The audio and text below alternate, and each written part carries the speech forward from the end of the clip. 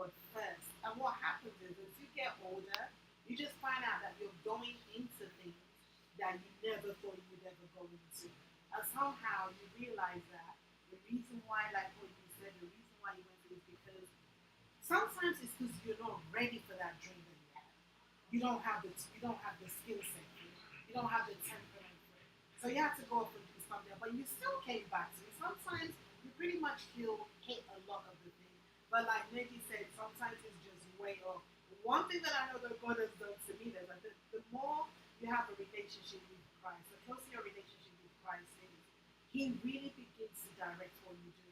And so one thing that I learned is that when I plan everything now, that's a testimony for another day. When I plan anything I do over the last 10 to 15 years, I sit down, I look and I say, God, may your will be done.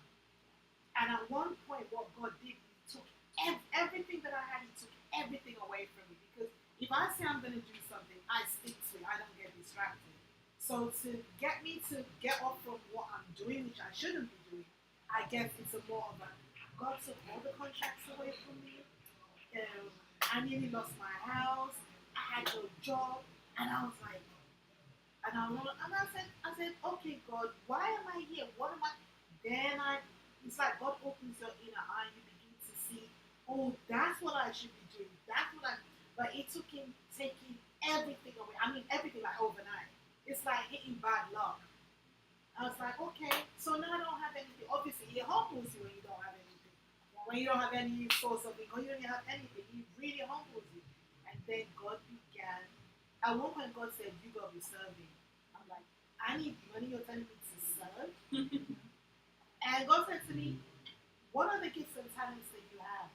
Start using them. It's not always about you. When you do that, the blessing will come to you. You won't starve. You won't be lacking. And then I understand what serving really meant. Because He took everything that's like, oh, this is my thing, that's my that. He took everything away. So I have a question for you though. I don't know if you remember at this point, or now that you're looking back, were there warnings before? I don't want to call it destruction because it's like a lesson. But were there warnings before everything got taken away? Yes. And it was just like you years battling. Of warnings. Years of warnings. But I was so much leaning. That's why I'm so one of my core things about my relationship with Christ is lean not on your own understanding. Let me give you a testimony to answer that question. So when I first started, I wanted to do a refresher course because I've been teaching for 20 years. So I wanted to do a refresher course to bring me back into IT. And so I applied for funding. Obviously, I just come into the country. I wasn't entitled to anything. But I set my mind. I believe that God said I need to go and do that refresher course. And I was all geared up. I did everything. Now, the class started on Monday. We are talking about a week before that on Wednesday. And my mom called me and said, I just want to have a talk with you know, about this course you want to do. And since, you don't have money right now. And it's like something just arose in me. I was really aggressive. I felt like God had given me something and she was taking it away.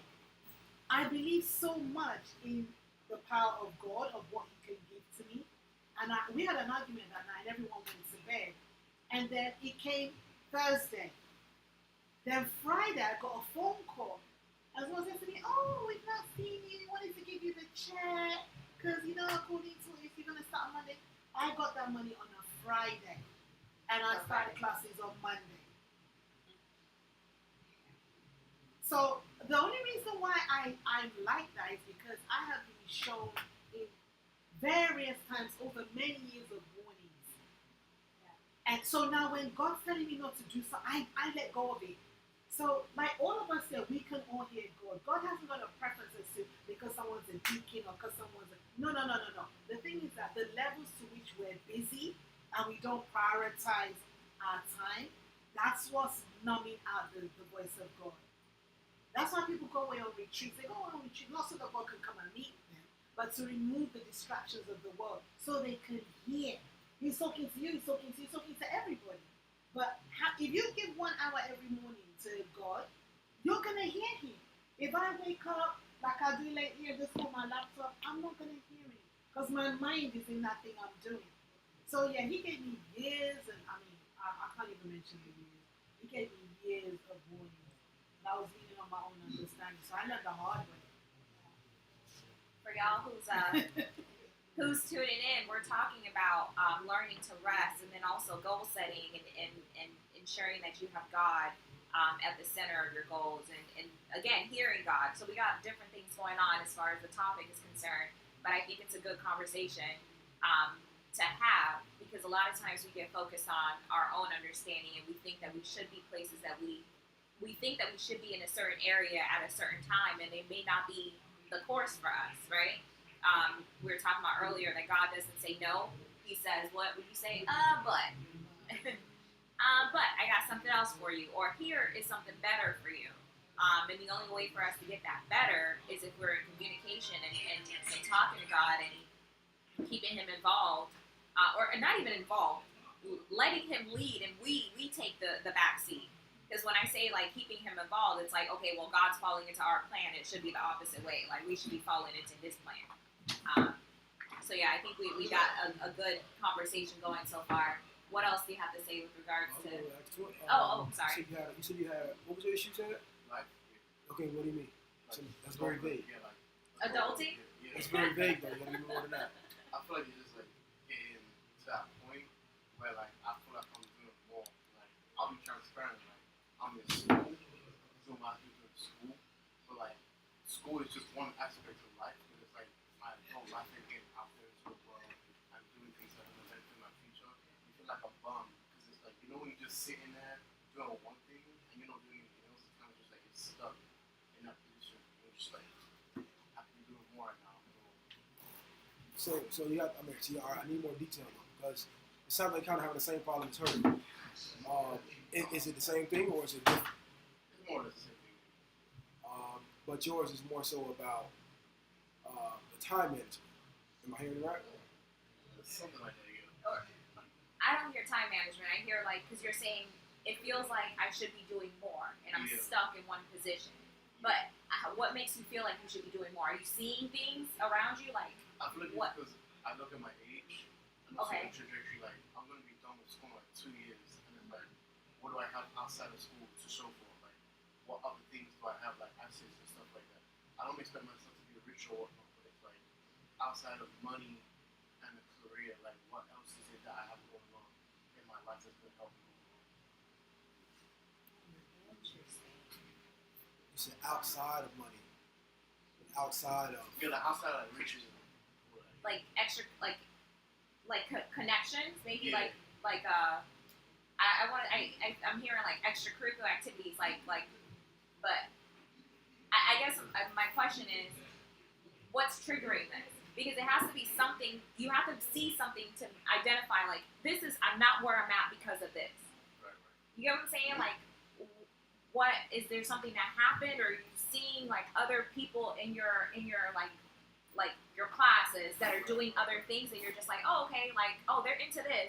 Why haven't I started doing something else? Not exactly the same thing, but something similar to take. Is that what's happening? Like, what's the catalyst?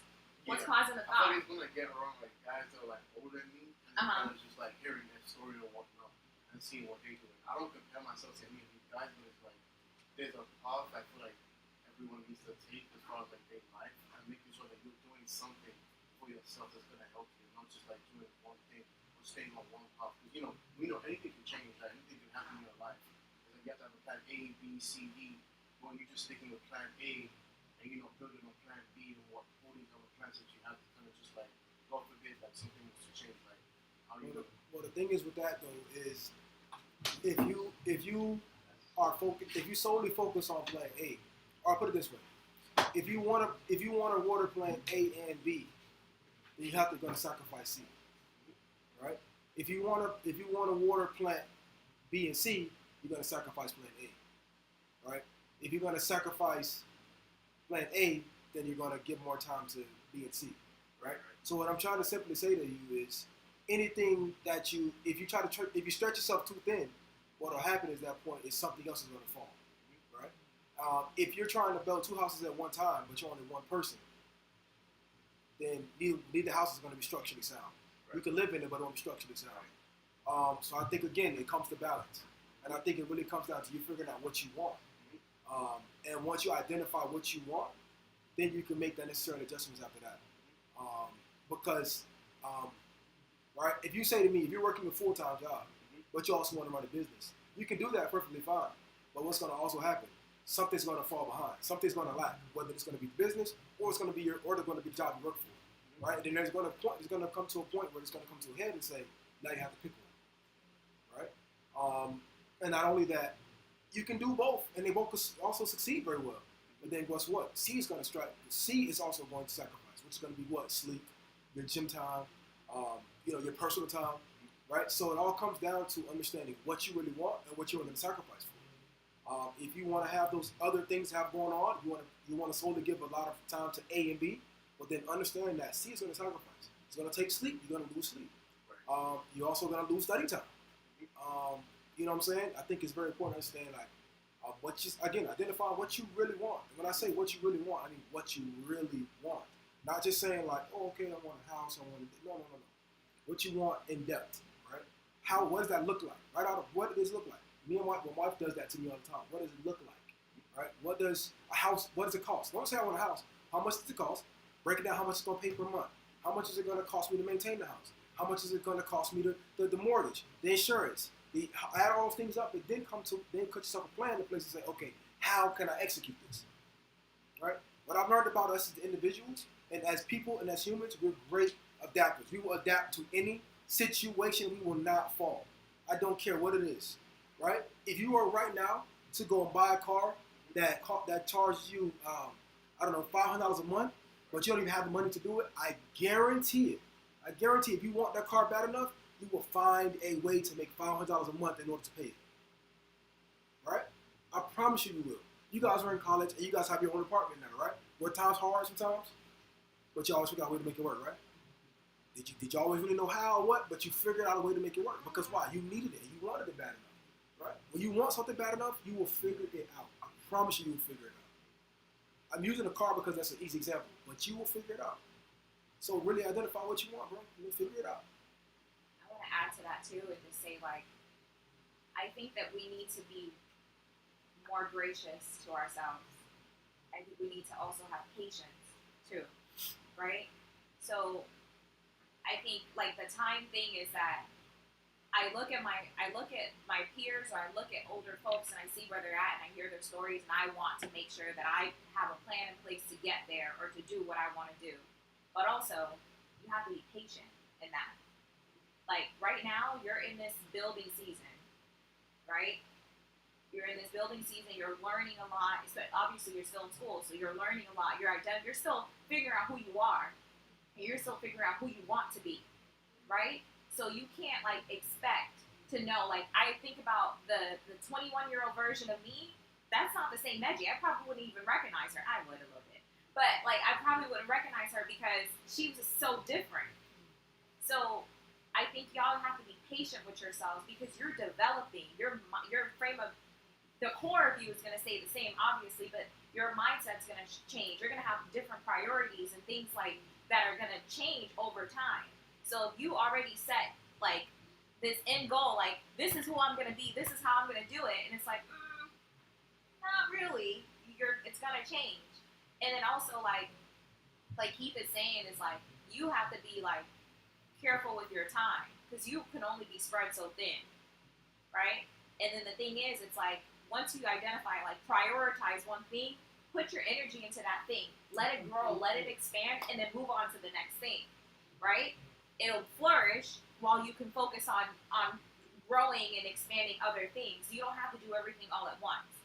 And I really blame social media for it because I look at my timeline and everybody's got to hustle. Everybody's doing this. I was just listening to something this morning and on the commercials, like, here's how I made $1 million, blah, blah, blah. Another commercial. Here's how I made a $500,000 business plan, blah, blah, blah. Everybody got to hustle. Everybody's doing something. It makes you feel like, man, like, what am I doing with my life?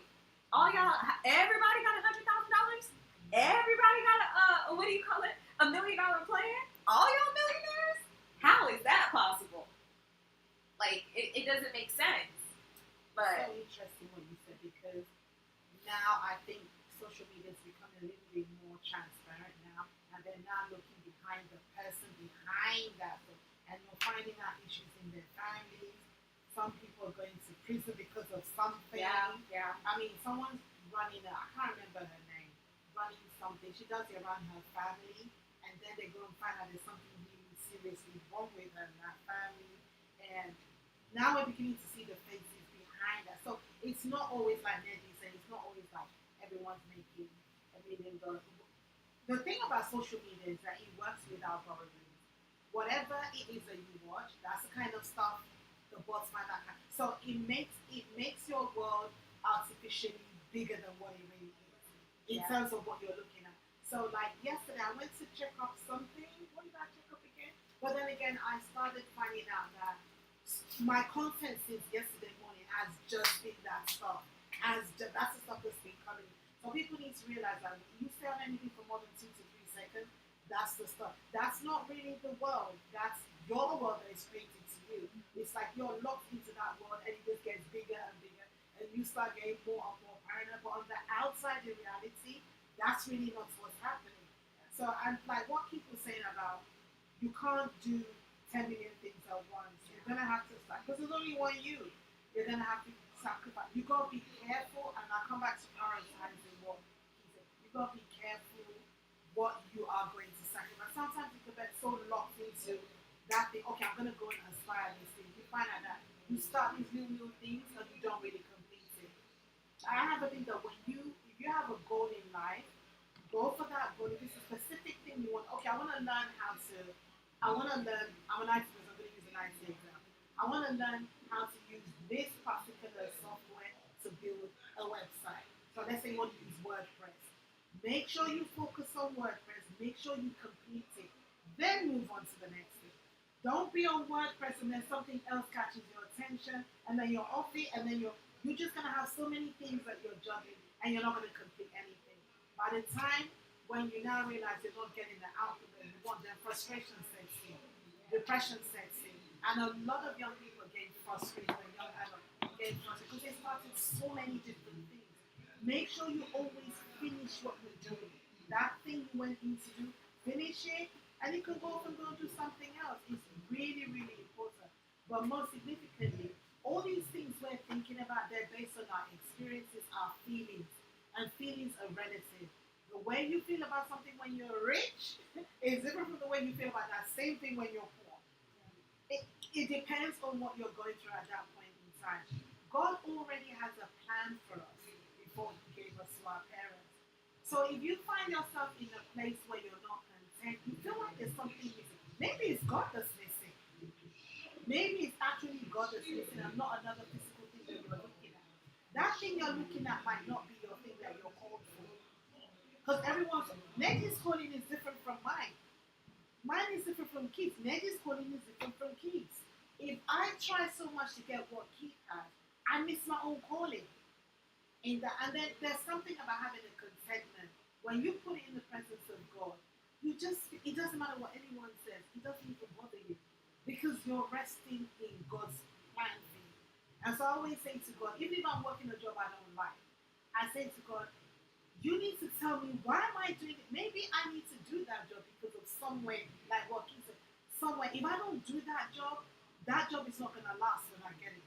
Maybe I'm there because there's something so you need to be asking God, wherever it is, you're broke, you're rich, whatever, why am I here? What is the purpose of me being here?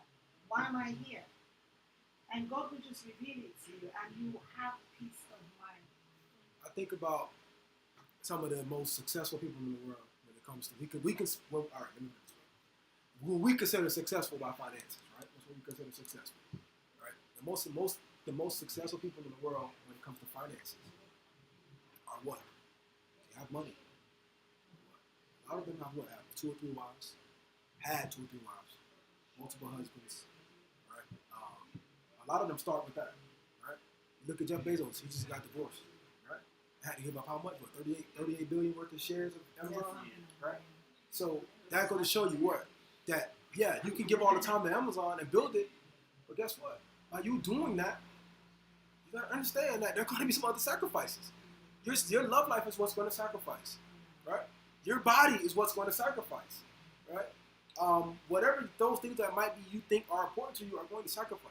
And I'm not saying that's not a good thing. I'm just saying that find out what it is you want. So do you know what can be sacrificed? You know what I'm saying?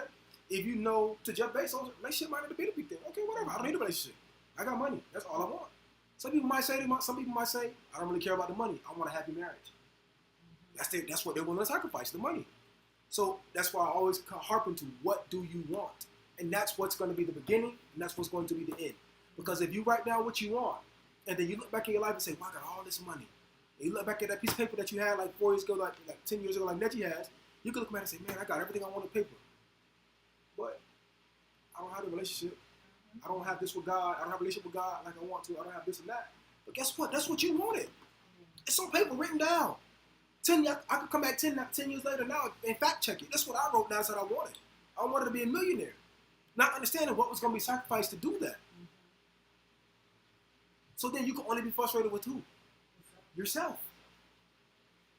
But in the day, if you're happy, who cares? You know what I'm saying? If you're happy with what you got, who cares? Jeff Bezos is happy. I mean, we don't know. Underneath, he might be like, bro, I want a relationship. I have somebody close to me now who's building a solid business, who's becoming a wonderful person, a wonderful man. Guess what? They struggle where? In their love life. But guess what? That person also knows I'm okay with that for now because I'm willing that to be sacrificed. I don't have children. Why? Because I'm chasing this goal. Well, I'm willing to have that sacrifice. So just be willing to understand whatever you sacrifice has a tie into what you want. And at the end of the day, it all makes sense to you. It don't have to make sense to me, and you got to make sense to Ned, and you got to make sense to Mom. Whatever you put down on that sheet of paper, you can always come back and fact check that and say, that's what I wanted, bro. And I got what I wanted, and now I got to look back and say, is that making me happy? Yes or no? You can always adjust, though. I'm not saying you can't. And I'm not saying you can't be successful and have a wonderful relationship and all of those things. But I guarantee there's going to be something sacrificed. So the person that has a lot of money and has a happy relationship there's something, if you go talk to them, there's something that they had to sacrifice. Right? A lot of people that's famous, you hear their kids, they say what? I never got to see my dad. I never got to see my mom. Yeah. They famous, but Denzel Washington's son to tell you, I never got to see my dad. So I don't really know him like that. That's my daddy. I love him. He took care of me financially, but he wasn't present. Right? There's always going to be a sacrifice to whatever you're trying to chase. I'm trying to chase a business now. Sometimes I get a relationship that gets in the way of my relationship. That gets in the way of relationship with my son. But I have to be cognizant that, hey, okay, I've been a lot of time on there. Let me kick back. Let me bounce that back. But I also have to understand that, guess what? What's going to sacrifice? My finances. If I'm willing to give up a little time on the business to give to my family, then guess what's going to fall on the back end? My finances are going to come down a little bit because I have to you understand what I'm saying? There's always going to be give and take. So it's about finding that balance, finding out what you want, and then finding the balance how to make it all work. That's what I'm simply saying. Find out what you want, and you can always make it work. You'll find the balance within yourself. You know what I'm saying? That makes sense to everybody? Perfectly makes sense. But a lot of times we put ourselves, why are we born again Christians? What is the purpose of us being born again Christians? And I'm just bringing it down to scripture. Why are we born again Christians? We're supposed to, if some of the stress that we put ourselves in, it's like we'll start worrying about where this next bottle is going to come from. That's your job. That's your job. He's supposed to. No, it ain't my job. You better go get it. You better go figure it out.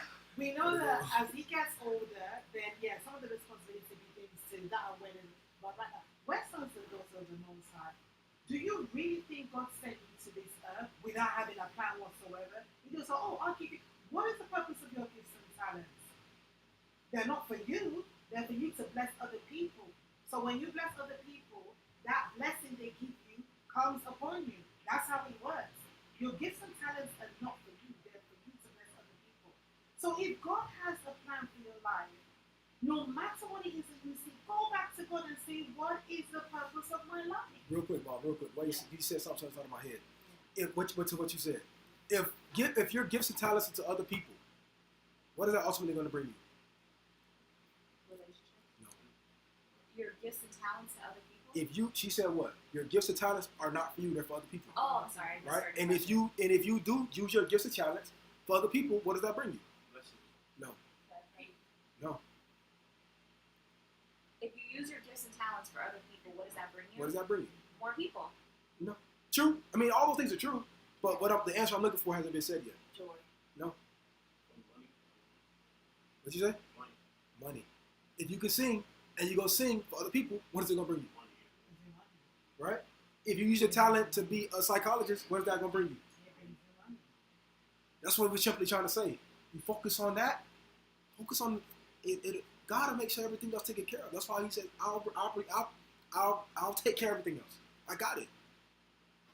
Just use your gifts and talents for other people's, and I'll get the glory out of it. And when I get the glory out of it, that's gonna bring you what? Yeah. That's gonna bring you the finances. That's gonna bring you the joy.